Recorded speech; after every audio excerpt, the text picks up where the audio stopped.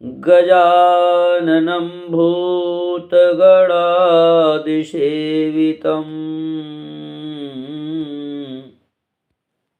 कपितजम्बो फलचारुभक्षणम् उमासुतं सुखविनाशकारकम्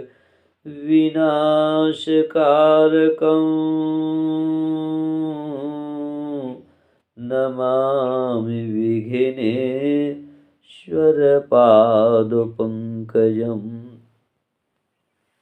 हमें गुरु ज्ञान में समझाया गया है कि शरीर में परमात्मा की शक्ति दो रूपों में, एक तो सत्ता के रूप में शरीर के समस्त अंगों में है। यदि परमात्मा की सत्ता इस जड़ देह में न होती तो उंगलियां तक न हिला पाते, पैरों से चल न पाते, हाथों से हम कोई कार्य न कर पाते, कोई पृथ्वी का पदार्थ न पकड़ पाते, आँखों से देख न पाते, कानों से सुन न पाते, वाणी से बोल न पाते। तो आँख जैसे बिजली के होना कैसे सिद्ध होता है? बल्ब के जलने से पता चल जाता है, बिजली का होना सिद्ध हो जाता है। ठीक वैसे ही बोलने से, आँख से देखने से परमात्मा का सत्ता के रूप में होना सिद्ध हो जाता है। जैसे कोई व्यक्ति माइक से बोलता है तो माइक नहीं बोलता है, माइक के पीछे कोई व्यक्ति है जो माइक से बोलता है। यदि माइक वही बोलता, हे माइक बोलो, ये वाणी ही बोलती तो कहा जाता कि हे वाणी बोलो। से शब्द से पता चल रहा, आँख से देखो, ये नहीं कहा जाता आँख देखो ये कान सुनो, ऐसा नहीं कहा जाता है। वाणी से बोलो, आँख से देखो, कान से सुनो। इसका मतलब है कि वाणी के पीछे कोई शक्ति है जो वाणी से बोलती है। जैसे माइक के पीछे कोई व्यक्ति है जो माइक से बोलता है। नहीं कहा जाता हे माइक बोलो, माइक से बोलो। से शब्द से पता चल रहा है कि वाणी से बोलो, आँख से देखो, कान से सुनो, पैरों से चलो, हाथ से पकड़ो।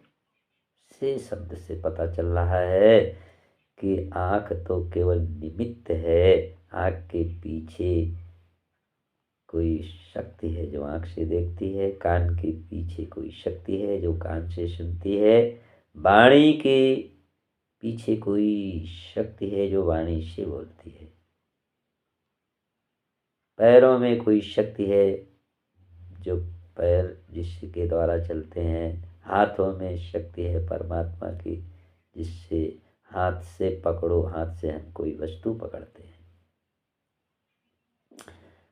तो परमात्मा का होना सिद्ध हो जाता है। परमात्मा दिखता नहीं, बिजली दिखती नहीं है, पंखे के चलने से, बल्ब के जलने से बिजली का होना सिद्ध हो जाता है। ऐसे वो निराकार परमात्मा की सत्ता दिखती नहीं है, शरीर के अंगों के कार्यों से परमात्मा का सत्ता के रूप में होना सिद्ध हो जाता है।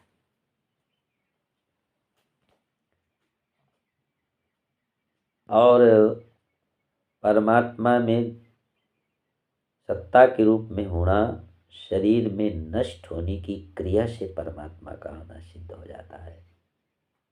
यदि शरीर में नष्ट होने की क्रिया न होती तो बाल्यावस्था, शिशु अवस्था में हम शिशु ही बने रहते, बाल्यावस्था में कैसे आते? शरीर फिर युवावस्था में, बाल्यावस्था नष्ट हुई, युवावस्था में आया शरीर, युवावस्था नष्ट होती है वृद्धावस्था में, इसके बाद संपूर्ण शरीर नष्ट हो जाता है। ये तो हुआ सत्ता के रूप। अब परमात्मा ज्ञान शक्ति, ध्यान शक्ति, स्मरण शक्ति, प्रीत के रूप में जो शक्ति है वो संपूर्ण शरीर के अंगों में नहीं है। वो हम हैं, हम मस्तिष्क में निकट रहते हैं। ज्ञान शक्ति मस्तिष्क के निकट अंग में रहती है, इसलिए इसके निकट की इंद्रियों को ज्ञान इंद्री कहा जाता है। आँख, कान, मुख ये सब ज्ञान इंद्रियां हैं। ज्ञान इंद्री, ज्ञान हर समय नहीं रहता है एक साथ। जब हमारा ज्ञान मन के संग होता है तो अहंकार में नहीं, अहंकार में होता है तो मन में नहीं। मन और अहंकार दिखते नहीं है, कार्य से इनका पता चलता है। जब हमारा ज्ञान मन के संग होता है तो भविष्य का आगे कुछ करने का मनन होता है। जब अहंकार के संग होता है तो भूतकाल की बीती हुई बातों का चिंतन होता है। और जब वर्तमान में होता है तो केवल इस शरीर में जो श्वास चल रही है, आ रही है, जा रही है, उससे वर्तमान ज्ञान का वर्तमान में होना सिद्ध हो जाता है। भविष्य के मन से मन का होना सिद्ध होता है, मन के संज्ञान का रहना सिद्ध होता है। भूतकाल के चिंतन से अहंकार में ज्ञान का होना सिद्ध होता है। श्वास के आने जाने में वर्तमान का होना सिद्ध होता है।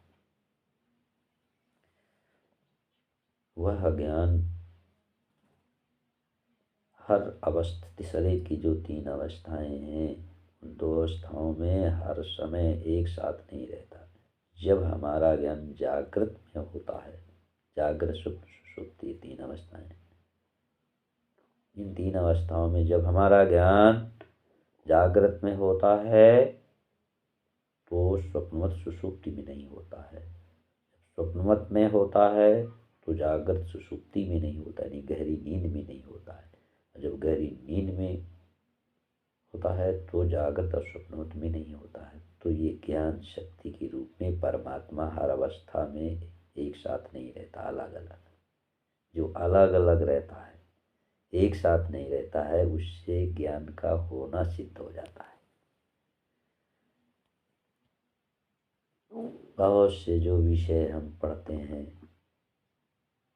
शिक्षा में, कला वर्ग, विज्ञान वर्ग के, ये तो विषय हैं, लेकिन जिस ज्ञान के द्वारा समझते हैं वो ज्ञान हम हैं, विषय नहीं है। विषयों में जो लिखा हुआ कहा हुआ ज्ञान वो हम नहीं है।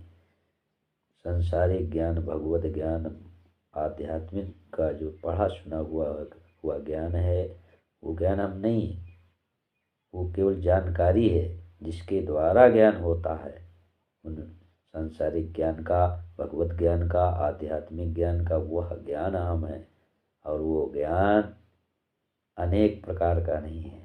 समझा हुआ जानकारी वाला ज्ञान अनेक प्रकार का, इसलिए खंड ज्ञान है। जिसके द्वारा हम समझते हैं वो एक प्रकार का ज्ञान है। जो एक प्रकार का ज्ञान है वो अखंड ज्ञान है। गोस्वामी जी ने कहा कि ज्ञान अखंड एक सीतावर। विश्व गुरु स्वामी पथिक जी महाराज जी ने लिखा, जहाँ अद्वैत ज्ञान, अद्वैत माने आ माने नहीं, द्वैत माने 2, अर्थात एक, अर्थात अखंड। जहाँ अद्वैत ज्ञान प्रकाशित है वहीं भगवत अवतरण है, वहीं सद्गुरु अवतरण है। अद्वैत ज्ञान, अद्वैत माने अखंड, एक प्रकार, एक अर्थात अखंड, अर्थात एक प्रकार का मतलब अखंड ज्ञान। वो जो अखंड ज्ञान है वो अखंड ब्रह्म का अभिन्न अंग है। जब ब्रह्म अखंड है, अखंड मंडलाकारम व्याप्तम येन चराचरम, तो जब वो ब्रह्म अखंड है तो हमारा ज्ञान भी अखंड है, क्योंकि ज्ञान ब्रह्म का अभिन्न अंग है। जैसे जब शरीर जड़ है तो शरीर का हर अंग जड़ है, ऐसे ही जब ब्रह्म अखंड है तो ब्रह्म का ज्ञान अखंड अभिन्न अंग है, तो ज्ञान भी अखंड है। और वो जो पढ़ा सुना हुआ ज्ञान है वह ज्ञान ज्ञान नहीं है, वो जानकारी है।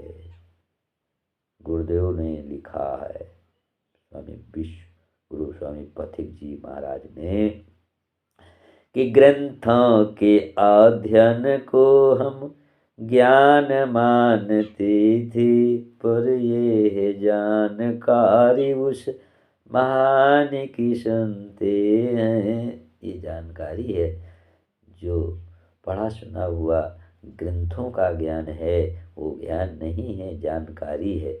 जिसके द्वारा जानकारी का ज्ञान होता है वह ज्ञान है। अखंड ज्ञान हम हैं, वह ज्ञान है। जब हमारा ज्ञान ग्रंथों के अध्ययन को पकड़ लेता है तो जानकारी वाला ज्ञान भी ज्ञान जैसा लगने लगता है।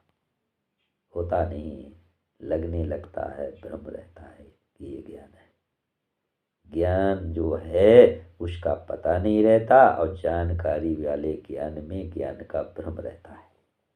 जैसे अंधेरे में भूत में ठूंठ में भूत नहीं होता है, भूत जैसा लगता है, भ्रम रहता है। ऐसे ही जो पकड़ा हुआ ज्ञान है वो ग्रंथों का, वह ज्ञान नहीं है, जानकारी है, लेकिन भ्रम रहता है, लगता है कि ये ज्ञान है। और उस ज्ञान को जब हमारा ज्ञान पकड़ लेता है तो हमारे ज्ञान में जानकारी का ज्ञान रहता है, लेकिन जिस ज्ञान के द्वारा पकड़ते हैं उस ज्ञान का ज्ञान नहीं रहता, उसका विस्मरण रहता है। जानकारी है वो पकड़ी हुई जानकारी वाला ज्ञान, जिस ज्ञान के द्वारा पकड़ा है उसको दबा देती है, उसका विस्मरण करा देती है। ग्रंथों का ज्ञान, पढ़ा सुना हुआ ज्ञान, जानकारी वाला ज्ञान पकड़े हुए ज्ञान के सिद्ध करने में, समझने में साधक है। लेकिन यदि हम जानकारी को ही ज्ञान मान के पकड़े रहते हैं, अटक जाते हैं, तो ज्ञान के समझने में बाधक भी है। जो चीज़ साधक है वो बाधक है। जैसे सीढ़ी छत में चढ़ने में साधक है, लेकिन सीढ़ी को छत मान के बैठ गए तो बाधक है। ठीक वैसे ही यदि पढ़े सुने हुए ग्रंथ, संत भगवंत के लिखे हुए कहे हुए वाक्यों को पढ़कर अब इन वाक्यों को जो समझ रहा, जिसके द्वारा इन वाक्यों को हम समझ रहे हैं, जानकारी वाले ज्ञान को, उस ज्ञान के द्वारा, जानकारी वाले ज्ञान के द्वारा ज्ञान को समझ गए तो पढ़ा सुना हुआ ज्ञान साधक है। यदि उसी को, पढ़े सुने हुए ज्ञान को ही हमने ज्ञान मानने का भ्रम कर लिया तो बाधक है। इसलिए, और भ्रम कहाँ होता है? अंधेरे में, अंधकार में। यदि हम जानकारी वाले ज्ञान को ज्ञान मान के पकड़े हैं, इसका मतलब है इससे क्या सिद्ध होता है? भ्रम सिद्ध हो जाता है। बुद्धि में मोह, अंधकार, मन में भ्रम रहता है और हम अपने को बहुत बड़ा विद्वान और ज्ञानी मानते रहते हैं और हमें ज्ञान अज्ञान का पता नहीं रहता है। गुरुदेव, विश्व गुरु स्वामी पथिक जी महाराज ने लिखा है, क्या लिखा है?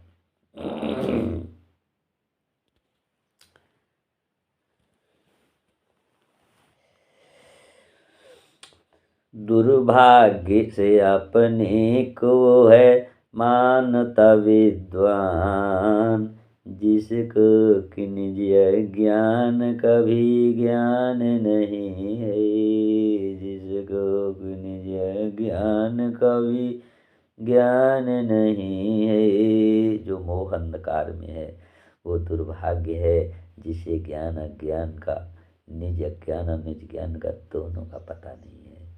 क्यों? क्योंकि विवेक का प्रकाश नहीं है। विवेक के प्रकाश में ज्ञान और निज अज्ञान, यानी पकड़े हुआ जो ज्ञान है वह ज्ञान है, जिसके द्वारा पकड़ा है वो निज ज्ञान है।